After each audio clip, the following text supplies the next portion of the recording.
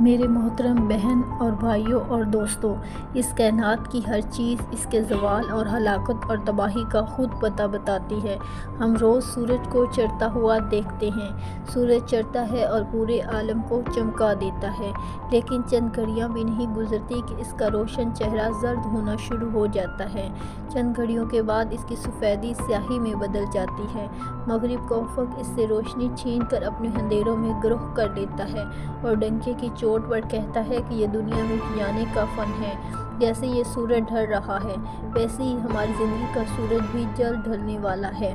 بہار کا موسم دیکھ کر یوں لگتا ہے کہ جیسے بہار کبھی جائے گی نہیں، لیکن ہوا کا ایک ایسا جھونکا اس کو خزاں میں بدل دیتا ہے تو لوگ بھول جاتے ہیں کہ بہار کبھی آئی ہی نہیں تھی۔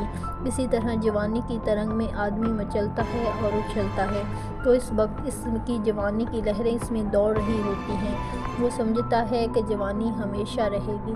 وہ گھنٹوں گھنٹوں اپنے چہرے کو شیشے میں دیکھ کر کبھی ایک زاویے سے دیکھتا ہے اور کبھی دوسرے زاویے سے دیکھتا ہے اور دیکھ کر دل میں سوچتا ہے کہ میں کیسا لگ رہا ہوں، اپنے اوپر خود اتراتا ہے۔ لیکن پھر چند لمحے ہی گزرتے ہیں، چند شامیں دنوں میں، دنوں مہینوں میں اور مہینوں سالوں میں، اور بڑھاپا رشک دیتا ہے اور وہ شخص آئینے کا سامنا کرنے سے گھبراتا ہے اور چہرہ دیکھ کر خود سے کہتا ہے یہ وہ چہرہ تو نہیں جو کبھی تر و تازہ رہتا تھا، جو کبھی گلاب سے تشبیہ دیا جاتا تھا، جو کبھی صبح صادق سے تشبیہ دیا جاتا تھا۔ نہیں نہیں، یہ وہ چہرہ نہیں، اس پر تو مکڑی کے جالے کی طرح بڑھاپے کی جھریوں نے تانا بانا بن دیا ہے۔ وہاں ہے وہ ہمیشہ غزال سی آنکھیں، اور بڑھاپے کی ظالم ہاتھوں نے اس آنکھوں کی بنائی تک چھین لی ہے اور آہستہ آہستہ ان آنکھوں نے دیکھنے سے بھی انکار کر دیا ہے۔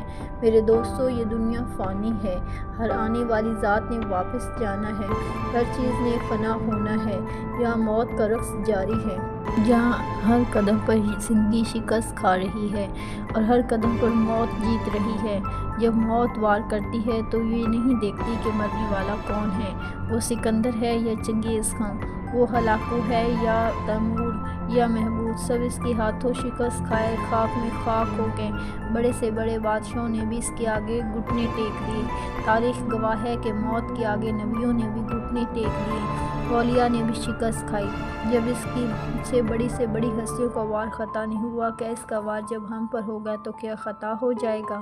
دنیا میں بڑے سے بڑے نشانہ بازوں کا نشانہ خطا ہو سکتا ہے، لیکن موت کا وار کبھی ختم نہیں ہو سکتا۔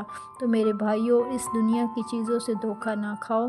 اگر یہاں کی صبح سے دھوکہ لگ رہا ہو تو یاد رکھو ہر صبح کی شام ہوتی ہے۔ اگر یہاں کی جوانی سے